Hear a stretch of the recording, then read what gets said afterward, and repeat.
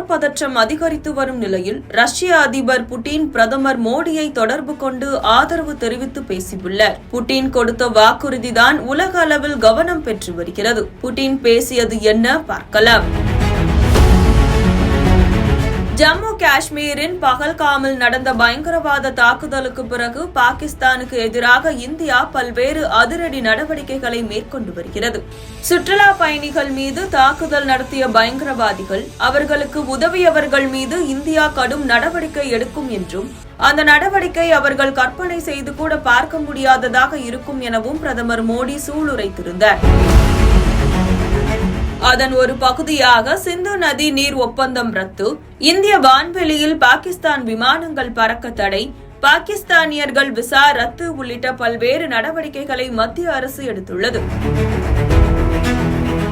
பயங்கரவாதிகளுக்கு எதிராக இந்தியா எடுக்கும் நடவடிக்கைகளுக்கு America, France, Russia, Britain, Japan, Israel உள்ளிட்ட நாடுகள் ஆதரவு தெரிவித்துள்ளன.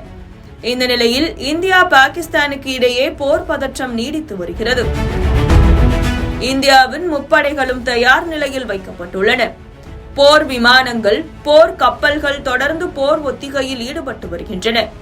எல்லையில் ராணுவ வீரர்கள் குவிக்கப்பட்டு வருகின்றனர்.